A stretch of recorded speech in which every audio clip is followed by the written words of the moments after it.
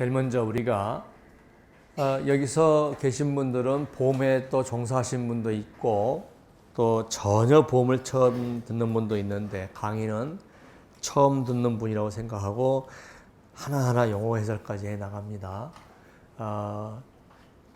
저건 내가 안 거야 라고 조금 심건방진 마음이 들었다가 한 3시간만 지나면 이거 모르겠다 곡 나오니까 심건방 떠지 마시고 공부하시고, 다만 제 강의 스타일이 조금은 다른 분하고 다른 게 저는 시험 수준에 맞춰놓고 강의를 합니다. 근데 워낙 보험계약법이 난이도 있게 시험을 보다 보니까 타 학원에서는 시험 좀 수준을 낮춰놓고 한 20% 30% 문제는 포기하고 찍어라, 낮게 공부하자, 그리고 통과만 하면 될 거 아니냐, 뭐 이런 식의 강의를 해 나가고 있습니다 하는 거죠. 그것도 하나의 패턴일 수도 있습니다. 그런데 그렇게 하면 2차 공부할 때 있더는 제대로 이해를 못하고 시험을 보험계약법을 보잖아요. 손사 이론하고 자동보험계약법이 모든 약관의 기초거든요. 그래서 그렇게 공부하시면 2차 공부할 때 이제 모르면 암기한다, 이게 안 되잖아요, 계산 문제는. 그래서 철저히 실력이 있어야만 계산 문제가, 사례 문제가 다 풀려져요. 그렇지 않으면요 이게 보상되는지 안 되는지도 몰라요. 그래서 이제는 실력을 하나씩 쌓아가야 됩니다 하는 거죠. 자, 상법 638조 우리가 보면은 보험이 뭐냐라고 돼 있는데, 우리가 상법 638조는 뭐라고 돼 있냐 그러면 보험의 의의가 아니라 보험계약의 의의예요. 보험계약의 의의. 그러니까 계약이라면 누가 나와야 되냐면 보험계약자와 보험자가 나와야 되죠. 계약은 한 사람이 하는 게 아니죠. 두 사람이 해야 되죠. 그런데 자 보세요. 일반 계약은, 자 내가 집이 팔려고 하고 있어요. 이 친구가 집을 살려고 하고 있어요. 그러면 야 우리 집 사라. 그러면 내가 청약자가 되죠. 약속이라는 것은 뭐냐, 매매계약의 약속을 요구하는 사람이고, 이 사람이 낙약자예요. 승낙한 사람이 되죠. 그죠? 근데 이 친구가 먼저 형 집 나한테 팔아 그러면 어떻습니까? 이 사람이 청약자고 제가 낙약자가 되는 거잖아요. 그런데 보험은 항상 보험자가 승낙자예요. 보험자가 승낙자예요. 자, 그러면은 우리가 뭐라고 하냐 그러면 지금 방송에서 보험 들어주십시오 막 얘기하잖아요. 그리고 또 뭐랍니까? 설계사들이 보험을 가서 권유하잖아요. 이렇게 보험가에. 이거는 뭐냐 그러면 하숙집 있음이라고 광고 낸 거하고 똑같은 거예요. 그걸 청약의 유인이라는 말을 써요. 꼬시는 거예요. 꼬시는 거고, 그 청약의 유인을 해서 우리가 하숙집이 있음 그러면 하숙집 이제 구하러 가서 여기다 내가 하숙할게요 그럴 때 주인이 보는 거죠. 저놈을 들어와서 괜찮은가. 특히 결혼할 딸이 있으면 잘 봐야 돼요.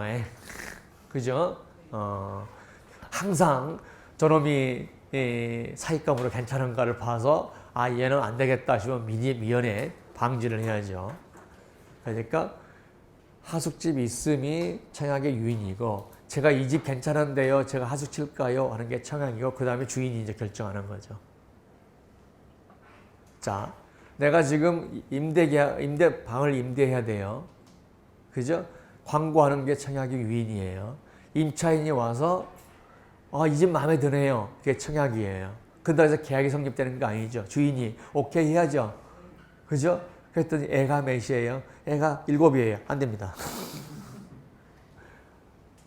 애가 2인데요. 근데 강아지가 3명이에요. 안 돼요. 만약에 청약의 유인이 청약이라 그러면 어떤 문제가 생기죠? 이제 임차인이 와서 이 집 좋네요. 내가 들어갈게요. 그러면 계약이 성립돼야 되잖아요. 그랬더니 와서 봤더니 강아지가 10마리야. 그럼 어떻게 합니까? 거절도 못하죠. 이제는 계약이 성립되어 버렸으니까 아니다는 거죠. 그래서 자, 보험 계약자는 보험 계약을 체결하는 자예요. 그러면 쉽게 말하면 보험 계약자 청약서에 보험 계약자란에 자기 이름 쓴 사람이. 그러면 자, 보험 계약자란에 남편 이름을 썼고, 근데 남편이 계약을 체결한 게 아니라 아내가 대신했단 말이죠. 이걸 우리가 대리인이라고 그래요. 대리인.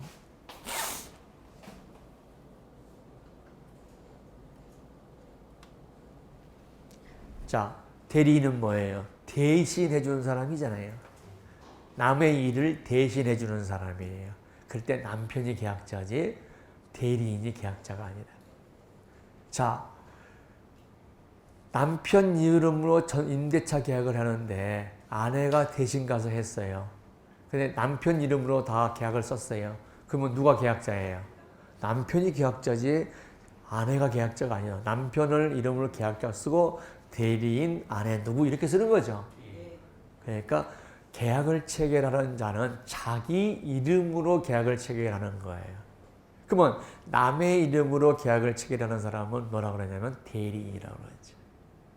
그래서 자기 이름으로 계약을 체결하는 사람이 보험료를 내요. 그리고 우연한 사고가 생기면 보험금을 지급한다. 이게 계약 관계죠. 그런데 보험이 뭐냐 하는 것을 경작적 관점에서 본다면 이겁니다.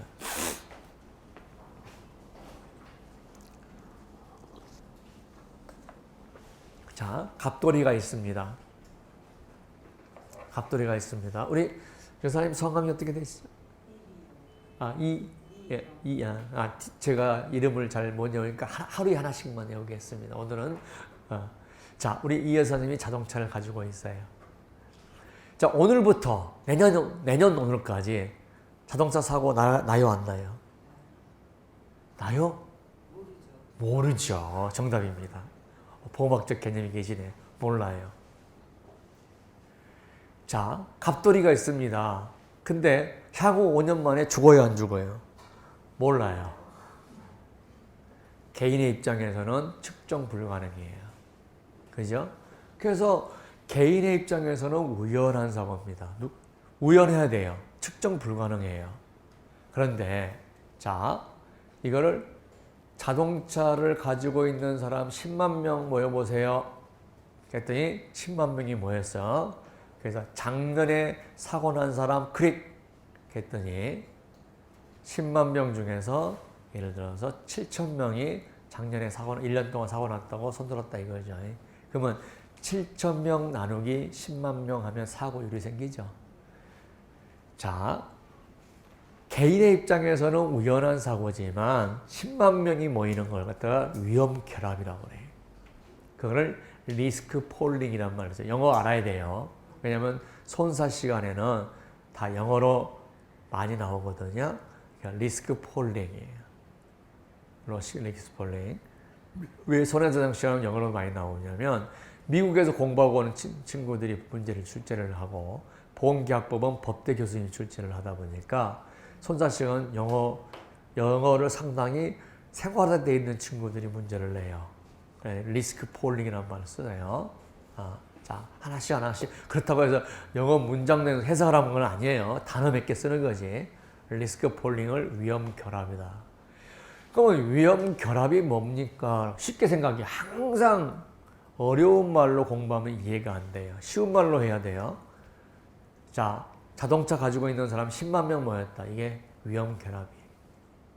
그러면 뭘 측정할 수 있어요? 누가 사고 날지는 모르지만 확률적으로 몇 % 정도가 사고 난다는 걸 측정할 수 있죠. 자, 그래서 우리가 위험단체를 하면 사고 발생률을 구할 수가 있어요. 오케이? 자, 그러면 대수의 법칙이 뭘까 하는 거죠.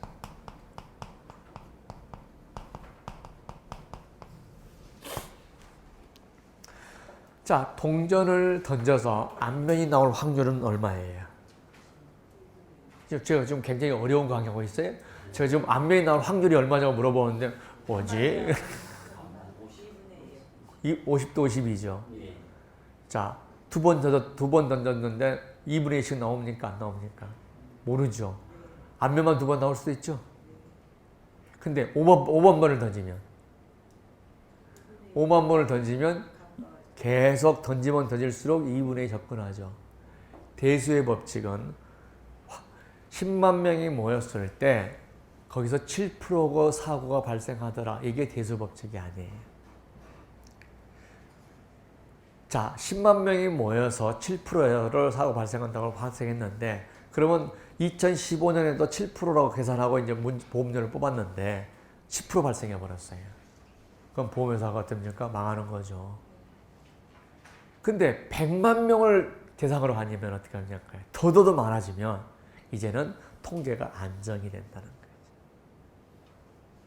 대수의 법칙을 이용한다는 것은 통계의, 즉 확률의 신뢰도를 얘기하는 거예요. 신뢰도. 그러면은 자, 두 개의 그래프를 한번 그려볼게요. 똑같은 7%가 있어요. 사고 발생률이 똑같은 7%인데 A 집단은 분포를 보니까 이렇게 돼 있고 B 집단은 분포를 보니까 이렇게 돼 있다는 거죠. 그래서 보니까 이 최저치가 2%고 이 최저치가 12%다는 거지. 여기는 6%고 여기는 8%다.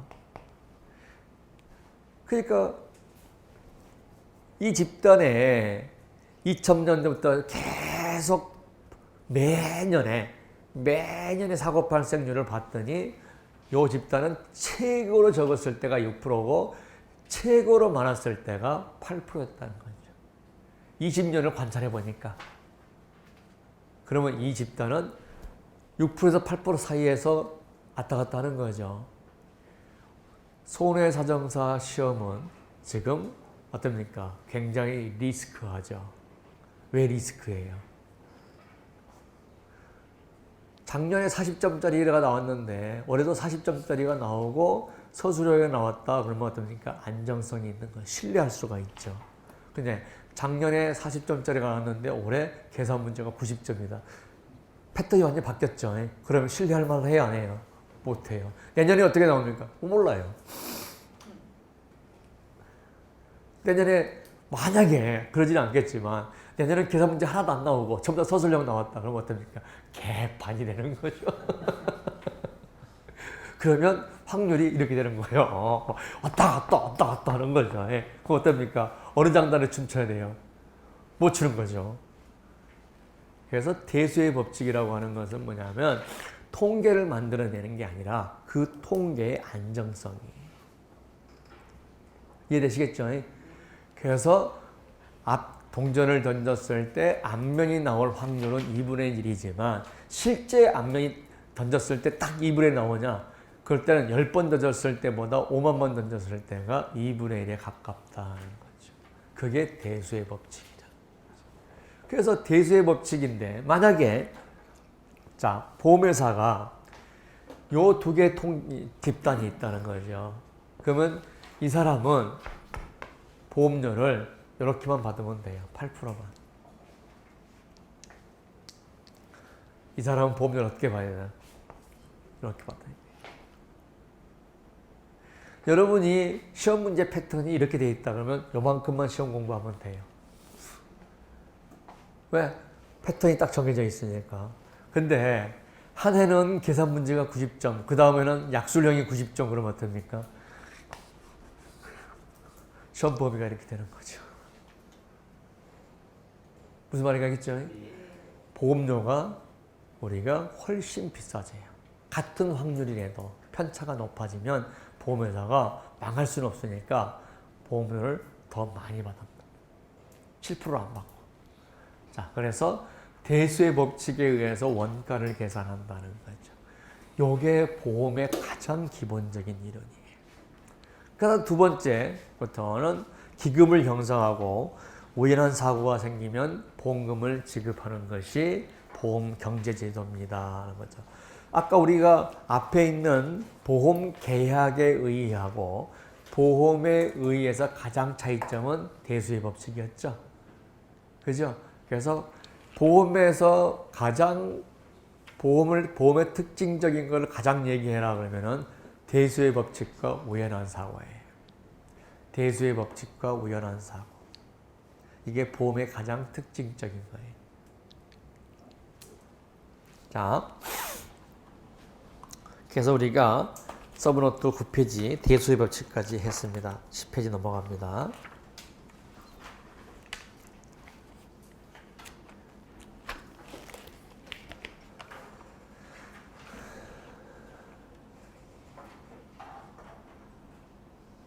자, 보험계약은 자, 수지상등의 원칙과 급부 반대급부 대등의 원칙 이 두 가지를 또 공부를 하셔야 됩니다.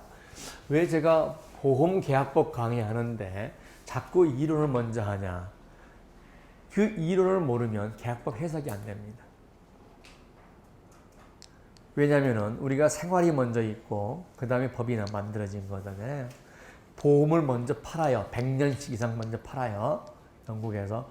그러다가 보험에 대한 분쟁이 많이 생기고 그러다 보니까 보험법이 만들어진 거죠. 그러니까 보험에 대한 이론이 먼저 형성이 되고 그 다음에 그 이론이 법에 투영되죠. 그래서 자, 수지상등의 원칙이라는 게 뭐냐 그러면요. 보험의 가장 큰 특징 중에 하나가 일반 기업은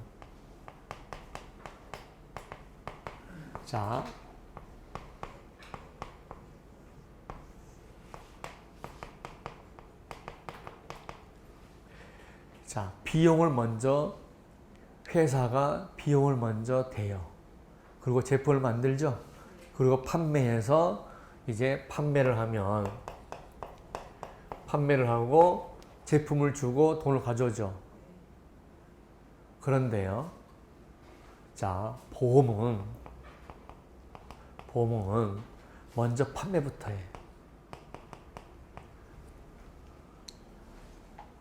그리고 원가는 언제 들어갔냐? 자, 내가 이 물건을 받으려면 공장 세워야 되죠. 인건비 투입해서 다 물건 만든 다음에 주죠. 그 돈 받죠.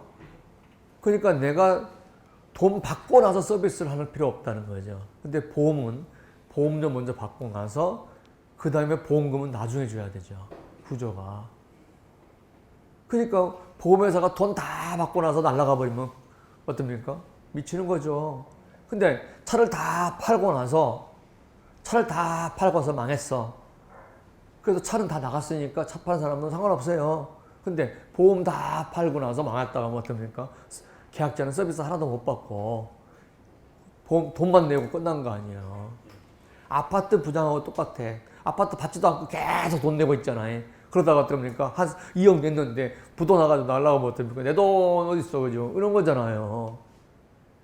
그래서 보험은 돈을 먼저 받아요. 자, 그러면은 돈을 먼저 받고 그 다음에 뭡니까? 서비스를 적용하죠. 보험사고 나면 보험금 주잖아요. 근데 문제는 뭐냐면 보험료를 다 받았는데 사고가 많이 나가지고 자기가 계산 잘못해가지고 많이 나서 보험금이 많이 나갔다고 해서 보험료를 더 받을 수가 없다는 거예요. 자동차 보험료를 10만 원, 일단 친구한테 100만 원 받았어요. 그리고 다들 받았는데, 그래서 내가 100억을 가지고 있었어요.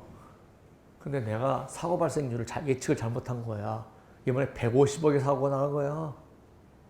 근데 100억 받을 때는 몰랐잖아. 1년 지나고 나니까 150억 나간 거야. 야, 50억 더 나갔으니까 네가 5만 원만 더 줄래? 20만 원만 더 줄래? 그럼 누가 돈 내겠어요? 하나도 안 내죠. 그럼 보면서 그대로 망하는 거죠. 그래서 다른 제품은 돈을 먼저 투자하고 내가 얼마 돈 투자했으니까 이 가격을 얼마를 받아야 되겠다가 나오지만 보험은 돈 먼저 받아놓고 나중에 원가 계산이 되잖아요. 그러니까 뭐를 이용하냐면 확률을 이용할 수밖에 없어요. 내가 이걸 만들어서 파는데 이 원가를 계산하는데 확률 계산합니까? 안 할 필요 없어요. 그냥 어떤 회계약만 잘하면 되는 거죠. 얼마 들어가는지. 근데 보험은 원가 계산을 할 때 확률을 계산해야 돼요. 그래서 확률을 계산해서 사고 발생률과 예측 지급 보험금을 계산해서 보험료를 받아야 돼요. 그러니까 뭘 맞춰야 돼요? 예측 원가하고 실제 원가가 맞거나 아니면 예측 원가가 더 높아서 보험료가 더 많이 들었어야죠. 그래야 운영하죠. 이걸 갖다가 수지상등의 원칙이라고 그래요. 그러면은 수지상등의 원칙은 뭐냐 그러면요. 자, 계약자 1인의 문제가 아니고 계약자 전체가 낸 돈과 계약자 전체에서 나가는 보험금이 합계가 수지상등의 원칙이라는 거죠. 그러면 보험료는 이렇게 돼 있어요. 부가보험료 플러스 위험보험료 이렇게 돼 있어요. 자, 부가보험료는 뭐냐면 경비예요. 위험보험료는 뭐냐?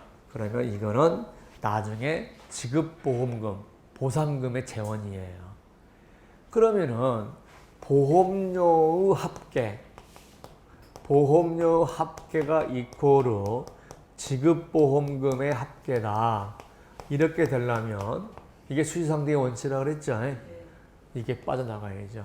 이거의 합계가 그죠? 위험보험료의 합계가 지급보험금의 합계하고 같아야 된다. 같거나 적어도 이렇게 돼야 되겠죠. 그래야 보험자가 파산을 안 하겠죠. 그래서 있는 직업이 계리인이에요. 계리인들이 확률 가지고 예측한다는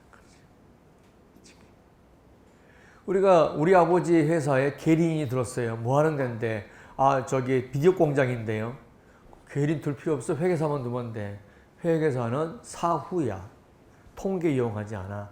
사후에 들어간 돈이 얼마인가를 계산하는 거고, 계리사는 회계사보다 더 어려워. 왜? 통계를 이용해야 되니까. 사전에 예측하는 거야. 무슨 말인지 알겠죠? 사전에. 감정평가사라고 아시죠? 감정평가사보다 손해사정사가 더 어려워야 돼요. 왜냐면 감정평가사는 있는 건물 평가하잖아요. 근데 우리는 불타버린 건물을 평가하거든요. 그렇잖아요? 감정평가사는 부동산을 가지고 주로 평가하죠. 우리는 주로 동산을 가지고 평가하고요. 그 다음에 불타버린 다음에 평가를 해요. 화재에 들어왔는데 아무리 제가 동의구해도 화재 사건 안 맡는 곳이 있어요. 슈퍼 안 맡고 문방구점 안 맡습니다. 왜? 거기 가서요. 잿더미 속에서 다 건져내면서 하나씩 건져내. 빠클 갖다 오면 100개 씌워가지고 빠클 몇 개 남아있는 흔적 가지고 다 하려면요. 그 쇳덩거리에서요. 한 3, 4일 동안 이거 전부 다 계산해야 돼요. 거래장도 싹 가져와야 돼. 분석해야 돼. 이게 손해사정거예요. 그러니까 회계사보다 계리사가 더 어렵고 일은 감정평가사보다 손해사정사가 더 어려운 게 손해사정사는 불타버린 걸 평가한다 이거죠. 그러니까 재물손사가 어려워. 자, 그러면 급부, 반대급부, 대등의 원칙이 뭐냐? 이거는 개인의 입장에서요. 개인의 입장에서. 자, 이게 시험 문제가 이제 많이 나오는 거니까 보겠습니다.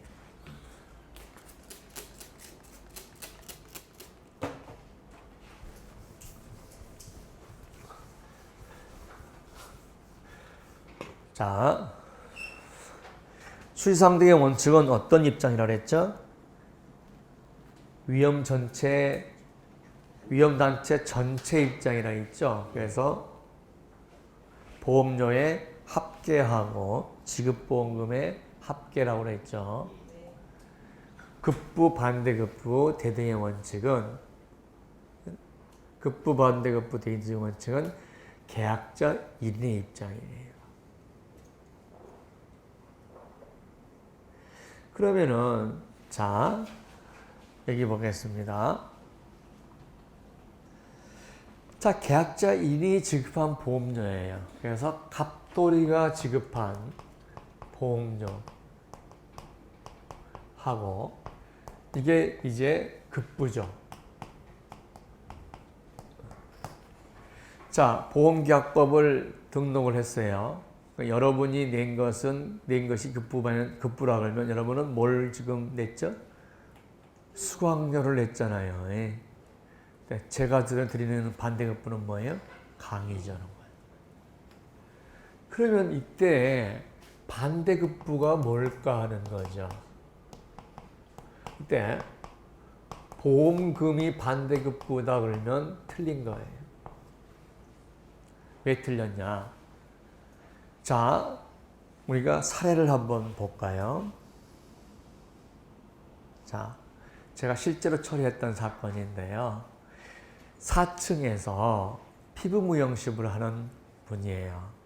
근데 3층이 성형외과 의사 병원이었어요.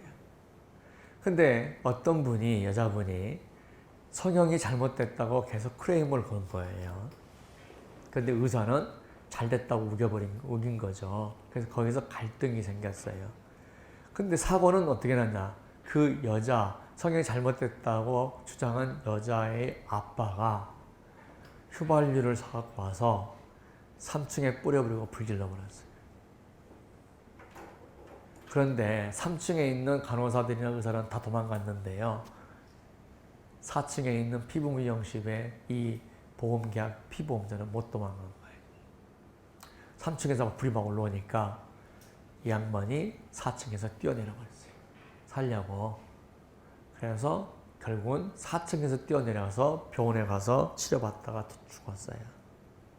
근데 그분이 삼성화재에 보험을 넣었는데 4층 건물에 화재보험을 넣으면서 특약을 하나 넣어놓은 거 있어요.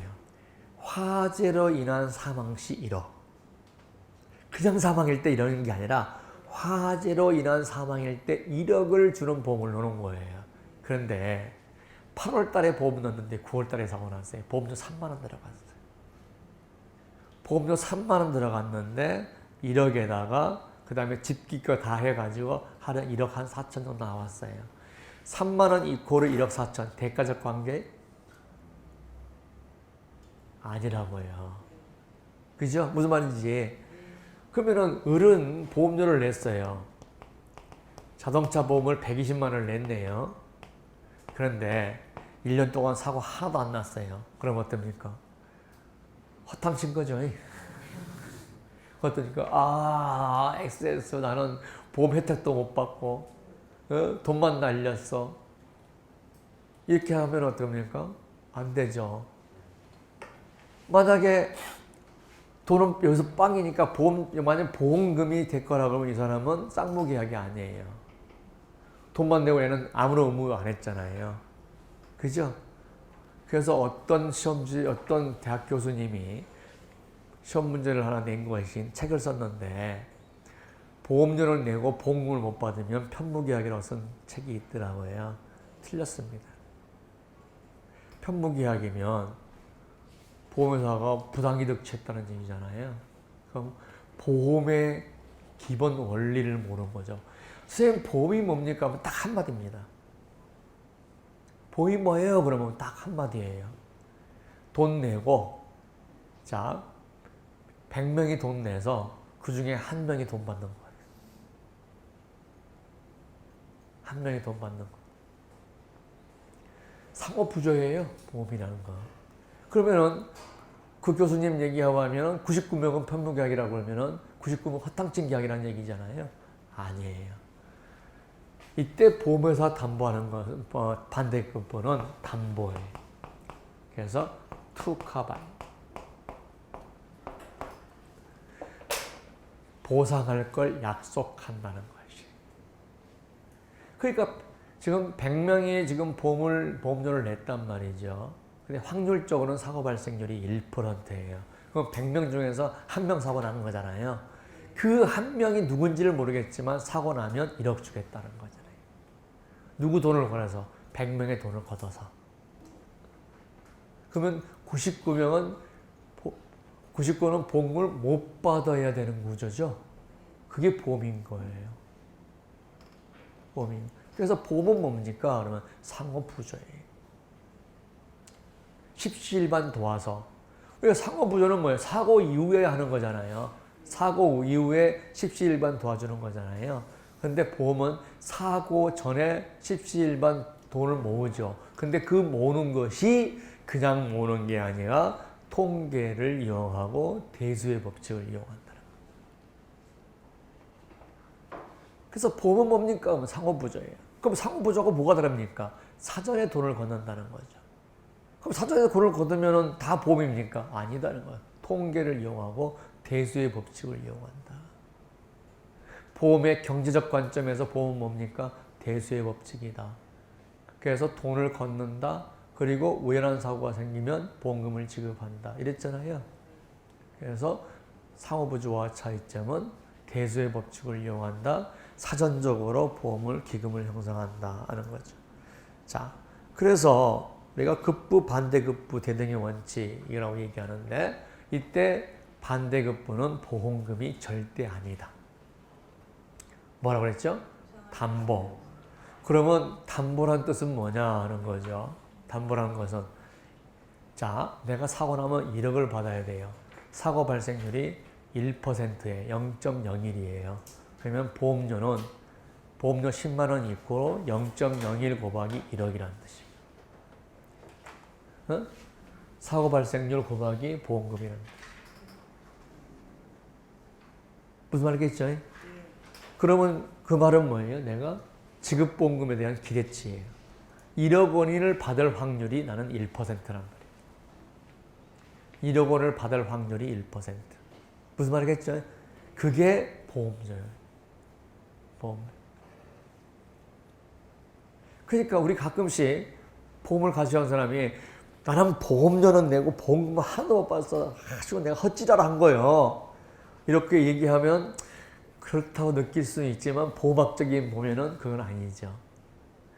보험을 이용하신 분 중에서 가장 행복한 사람이 누구냐는 거죠. 우리 학생 암보험 넣고 나서 암보험 넣었는데 암보험 받고 싶어요? 우리 학생 사망보험 넣고 나서 사망보험 받고 싶어요? 안 받고 싶죠. 종신보험 들고 평생 안 받고 싶은 사람이에요. 그러면 요새 말하는 밤에 걷는 선비님처럼 맥천전을 하는 거죠. 보험은 보험을 넣어놓고 평생 보상을 안 받는 것이 가장 행복한 거예요. 남만 도와주고 있는 거죠, 계속. 남만 도와주고 있는 거예요. 그래서 이를 우리가 렉시스 원칙이라고 한다는 거죠. 따라서 자, 우리가 서브노트에 뭐가 나왔냐 그러면 자, 서브노트 다음 페이지 넘어갑니다. 자, 오답노트라고 돼 있을 거예요. 오답노트라고 돼 있죠? 다음 페이지에 오답노트라고 돼 있는데 뭐라고 돼 있습니까? 보험료를 지급하고 나서 보험사고가 발생하지 않아서 보험금을 한 푼도 못 받았다. 그러면 편무계약이다. 틀렸다는 거죠. 왜? 그때 편무계약으로 해버린다면 보험료하고 보험금이 대가적 관계가 돼야 되잖아요. 근데 3만 원하고 1억하고 대가적 관계가 될 수가 없잖아요. 그럼 뭐가 대가적이죠? 담보. 보상할 것에 대한 약속. 그러면 담보라는 것이 뭐냐? 사고 발생률 곱하기 지급보험금 또는 지급보험금에 대한 기대치. 이게 보험료입니다. 라고 하는 거죠. 보험료입니다. 이해되시죠? 그래서 우리가 보험은 보험자가 반대급부는 보험금이 아니고 뭐라고요? 담보라고 해요. 보상할 것을 약속한 거죠. 보상할 것을 약속한다. 자, 오늘 첫 번째 시간에 지금 계속 듣고 있는 게 보험은 딱 하나의 원칙을 지금 계속해서 보험이 뭡니까? 그러면요. 대수의 법칙. 대수의 법칙. 그 다음에 어딥니까? 우연한 사고. 그죠? 상호부조. 이런 것들이 있어야 되죠. 그래서 확률을 이용한다. 보험은 확률을 이용한다. 그죠? 확률을 이용한다는 거죠. 자, 그게 우리가 보험입니다. 자, 보험에 대한 판례들 한번 보겠습니다. 이게 이제 새로 이제 들어온 문제들인데요. 판례들 한번 보겠습니다. 자, 보험이 뭐냐라고 물어봤더니 판례에서 이거 중요합니다. 자, 뭐라고 되어 있냐면 사업의 명칭. 자, 사업의 명칭. 자, 사업의 명칭이 보험이라고 할 수도 있고 거기다가 공제로도 쓸 수도 있고 다른 뭐라고 써도 상관없다는 거죠. 명칭이 중요하지 않다는 거예요.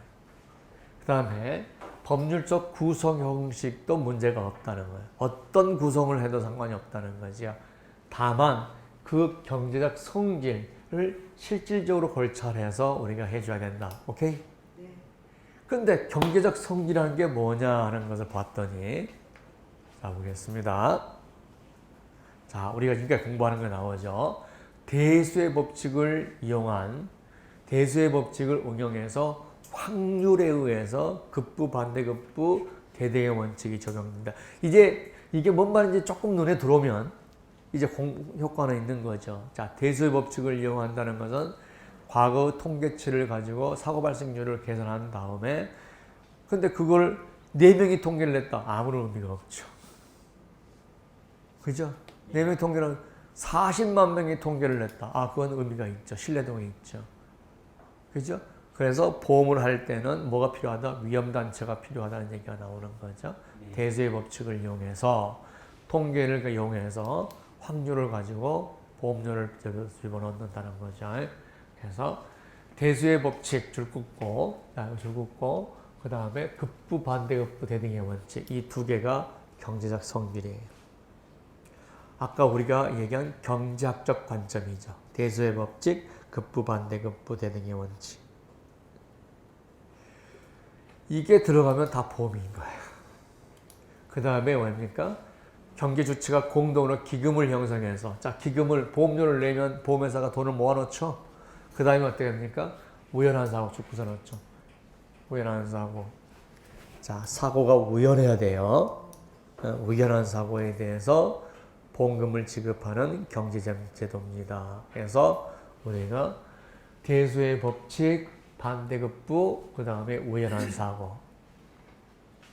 자, 보험이 뭡니까? 라고 하면 무슨 게 머릿속에 들어와야 돼요. 대수 법칙을 이용해서 보험료를 내서 급부, 반대급부, 대등 원칙에 의해서 보험료를 내서 기금을 형성했다가 그 다음에 제일 중요한 건 뭐예요? 우연한 사고 시에 보험금을 지급하면 경제제도다. 이렇게 보는 거죠. 자, 우리가 상조하고 상조보험이라는 게 있어요. 이걸 비교를 해볼게요. 상조하고 상조보험을 비교해 볼게요. 자, 상조해. 내가 500만 원의 상조 서비스를 받기로 하고 갑돌이가 상조보험을 들고 을돌이가 상조해를 들었다. 뭐가 차이가 있으냐는 거죠. 똑같이 한 번 돈을 냈어요. 1회 보험을 내서 3만 원을 냈어요.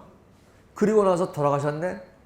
상조보험은 추가적 비용 없이 500만 원을 받아요. 아까 그랬잖아요. 다른 사람들이 돈을 내서 만인이 한 사람을 위해서.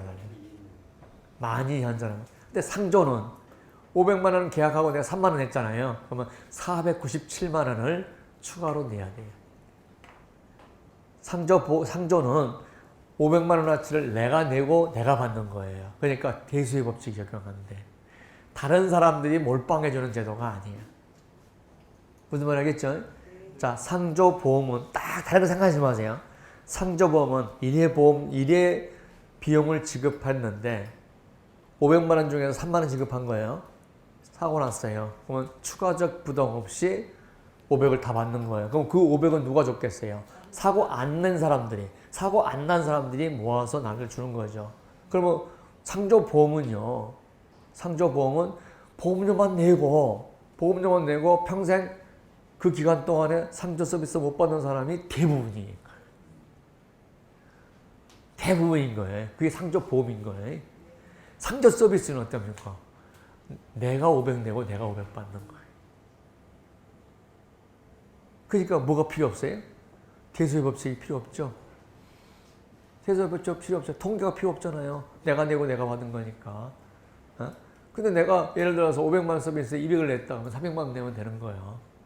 내가 한 번 3만 원밖에 못 냈다. 뭐 상조 서비스 하루 15,000원 막 이렇게 얘기하잖아요. 10,000원 이렇게 얘기하잖아요. 방송에. 그거 뭐예요? 나머지를 내가 다 내면 내는 거 구조단 말이에요. 그러니까 나머지를 내가 다 내는 구조다. 상조회. 내가 냈다. 그리고 상조 서비스는 내가 안 받으면 돌려받아야 돼. 근데 보험은 내가 그 기간 동안에 사고 안 나면 돌려주세요. 안 되는 거예요. 왜? 그 돈 모아서 사고 난 사람이 몰빵해줬으니까. 그러니까 보험은 뭐라고? 몰빵. 몰빵 알아요? 우리? 알죠? 모아서 한 사람한테 이렇게 쏴주는 거. 보험은 몰빵이고 상조회는 내가 넣고 내가 맞는 거. 그러니까 보험은 뭐가 적용돼야 돼요? 대수의 법칙이 적용돼야 되고 통계가 적용돼야 되고. 상조회는요. 뭐 통계가 왜 필요해서 500 내고 500 받고 500 내고 500 받고 하니까 아무런 필요 없죠. 10명이든 100명이든 200명이든 관계없죠. 통계가 적용되지 않죠. 상조하고 상조회 구분할 수 있겠어요? 다른 거 보험이 뭡니까? 라고 하면 딱 그런 거예요. 몰빵제도. 몰빵상호부죠. 이게 보험이다 생각하면 돼요. 근데 내가 돈 내고 내가 돈 낸 만큼 서비스 받는다. 그건 일반 계약이죠. 내가 골프장에 가서 돈 내고 내가 돈 낸 만큼 이용을 받는다. 그건 우리가 보험이 아니에요. 많은 사람들이 대부분의 사람들이 돈만 냈고 이용을 못해. 안 해요. 근데 그 중에서 내가 돈을 냈고 다른 사람들도 안 낸 이용권을 내가 다 받아버리는 거죠. 그래서 혜택을 받는 거. 그게 보험이다. 그러면은 상조의 비용하고 보험하고는 비용이 다르겠죠. 상조는 내가 500을 내야 되지만 보험은 내가 10,000원씩 내고 있다가 10만 원 냈는데 사고 났다. 그러면은 내가 그냥 혜택을 받는 거고 계속 냈는데 불구하고 내가 안 죽어버리면 내 돈은 날아가는 거고 상조는 돈 돌려주세요. 그럼 돌려줘야 되는 거. 보험은 돌려주세요. 그러면 없어요. 왜 없어요? 딴 사람이 가져갔어요. 왜 가져가요? 그게 보험이에요. 됐죠? 보험은 뭐라고요? 몰빵이다.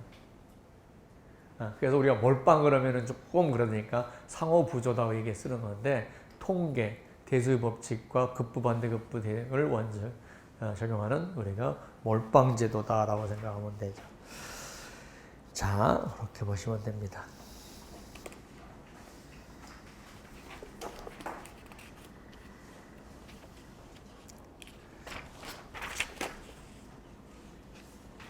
자, 그런 제도가 있었어요.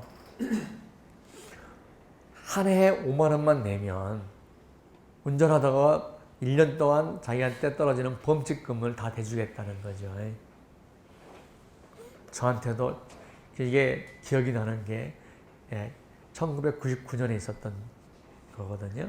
근데 저는 보험을 아니까 이거는 사기다. 그래서 안 넣었죠. 근데 사람들이 많이 넣었어요. 왜냐 그러면요. 자, 보험이라고 하는 것은 내가 부담하기 어려운 돈을 보험에서 해주는 거죠. 내가 5만 원을 냈고 1억을 받아는 구조를 해야 내가 보험을 5만 원 내는 거예요. 근데 5만 원 냈고 5만 원 받는 구조라고 그러면은 보험을 안 넣죠. 그러면 어떤 사람이 내냐 그러면요. 5만 원 냈고 20만 원 받을 자신 있는 놈만 내는 거거든요.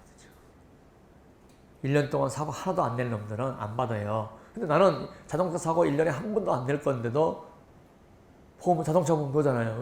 왜 넣어요? 자동차 사고 나면 100만 원밖에 안 터진다 그러면 최고액이 100만 원 터진다면 내가 보험 안 넣고 되죠. 근데 어떻게 10억 터지면 어떡할 거냐. 그런 위험 때문에 매년 돈을 나도 사고 안 나도 꼬라박고 넣고 있는 거죠. 근데 범칙금은 나오면 5만 원이잖아. 그건 무서워서 내가 5만 원씩 계속 돈을 안 내는데 꼬라박겠냐고. 그러니까 어떤 사람만 돈을 냈겠어요. 20만 원, 30만 원 받을 자신상 놈만 돈 냈죠. 그래서 나중에 두 가지 들어가죠. 사기죄로 들어가고 그 다음에 보험업법 위반, 허가받지 않았다고 두 개 들어갔는데 이게 보험이냐 아니냐 문제가 되는데 보험이에요. 구조가 뭐예요? 몰빵제도. 사고 안 난 사람은 없어버린 거고 돈 없어지죠. 그걸 모아서 사고 난 사람한테 주는 거잖아요. 그게 우리가 얘기하면 아까 통계 대수의 법칙이죠. 그러니까 보험이냐 아니냐 하는 것은 뭐냐. 내가 냈고 내가 실질적 서비스를 받는 게 아니라 사고 안 나면 나는 복 받고 그걸 모아서 사고 난 사람한테 몰빵해주는 제도다. 이게 보험이다라고 생각하면 되는 거죠. 자, 보험에 대해서 좀 이해하셨습니까? 판례가 두 번째 우리가 강의를 처벌받았나요? 처벌받았죠. 구속됐고 사기죄래요. 왜냐하면 돈이 들어와가지고 광고비도 쓰고 뭐서 쓰는 나중에 계속 사고 났는데 돈을 못 줬어요. 줄 수가 없죠. 돈이 다 나오는데. 그리고 뭐 계속 막 실효 위반하고 한 놈이 막 해서 뭐 20몇 번 해버리고 막 그러는데 돈 그래버리면 어떻게 합니까? 미치는 거죠. 그러니까 보험은 어떤 겁니까? 내가 돈을 내고 사고를 처리를 못 받았는데도 불구하고 계속 돈을 낼 수 있는 구조여야 돼요. 왜? 불안하니까. 왜? 큰 사고 터지면 끝나는 거니까. 그래서 보험은 큰 금액, 내가 감당하기 어려운 금액을 가지고 해야 보험이 운영이 되는데 20만 원, 10만 원 가지고 보험 운영하면 그거는 안 되죠. 그거는 사고 안 날 사람들은 안 냈고 사고 날 사람만 낼 건데 그럼 보험이 안 되잖아요. 많은 사고 안 난 사람들이 돈을 갖다다가 일부 사고 난 사람한테 돈을 주는 게 보험인데 사고 날 사람만, 난다고 생각하는 사람만 보험을 넣고 난 사고 날 사람 안 날 것 같다. 그러면 보험 안 넣어버리는 거죠. 그러면 보험이 수의상대 원칙이 안 되고 다 깨져버리죠. 처음부터 내가 그랬거든요. 우리 직원들이 이거 교수님을 위한 보험이래 이게. 교수님을 위한 거라서 벌칙금 너무 맨날 나오니까 교수님을 위하니까 빨리 들어가요. 내가 첫 번째 그랬죠. 야 이건 운영이 안 돼. 사기야. 될 수가 없어. 보험의 원리가 안 맞아. 그때 이거 내가 하여튼 들겠는데 막 그랬는데 나중에 몇 달 후에 사기죄로 들어갔죠. 뭐 사기죄 들어갔다 하더라도 5만 원이니까 큰 돈은 아니지만 구조적으로 안 된다는 거예요.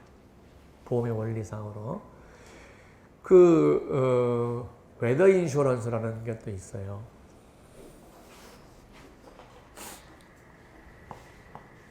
모 보험회사에서 경마장의 수입이 있는데 토요일 일요일 날 경마장의 수입이 있는데 비가 오면 경마장 수입이 떨어진대요. 그래서 4월 1일부터 9월 30일까지 기간을 통해서 우리가 경마장에서 비가 오면은 그 수입액 감소 부분을 보상해주는 보험을 만들겠다. 그래서 제가 그건 보험이 아닙니다. 안 됩니다. 라고 했는데, 의견을 냈는데, 우리나라는 청문회나 공청회 가요. 아무런 의미가 없어요. 듣겠다는 게 아니에요. 지가 결정해놓고 홍보하는 거지, 다양한 의견을 듣겠다는 거예요. 4대 강사하고 청문회 합니다 하면 듣겠다는 게 아니에요. 이미 결정 다 해놓고, 그냥 형식적으로 하는 거예요. 그게 무슨 청문회냐고. 근데 거기 가서 의견 제시했더니, 여기서 그러면 안 됩니다. 축제 분위기인데, 끌고 나가려고 그러더라고. 조용 좀 해달라고. 근데 보험이 아닙니다. 그래서. 왜? 저게 지금 4월 1일부터 9월 30일까지 토요일 날 비 와요, 안 와요? 한 번이라도 오겠죠? 반드시 오죠? 우연한 사고가 아니라는 얘기. 그러면 뭐가 문제가 생기냐면 계약자와 보험자가 내가 돈을 내고 돈을 못 받는 구조가 돼야 되잖아요. 돈을 받으면 왕창 받는 구조가 돼야 되잖아요. 보험이라는 거는 100명이 있으면 100명 중에서 돈을 낸 사람이 있고 그 다음에 돈 못 받는 사람이 대부분이고 그 중에서 사고 난 사람이 돈 이렇게 했잖아요.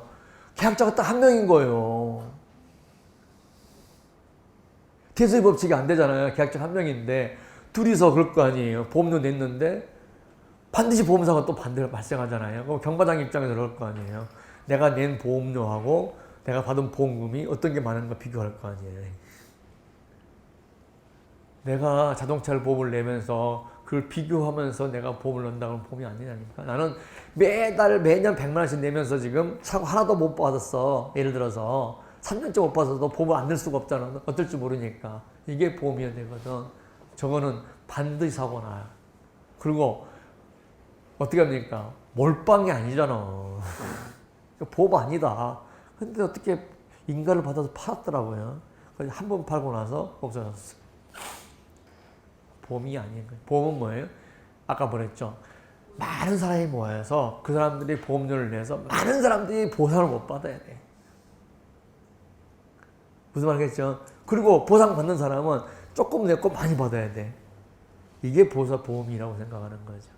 그러니까 보험 받는 사람 입장에서는 보험이 너무 좋습니다라고 얘기하는 거고, 보상을 못 받는 사람 입장에서는 에이씨 괜히 보험 들었다 이런 거죠. 그러면서도 보험을 계속 넣을 수밖에 없는 상황. 왜? 나한테 우연히 그런 사고 생겼을 때 그만한 돈이 내가 없기 때문에 이런 거죠. 그게 보험입니다라고 생각하면 되죠. 자, 두 번째 쉬었다가 두 번째 시간에 손해보험과 임보험을 구분을 하겠습니다.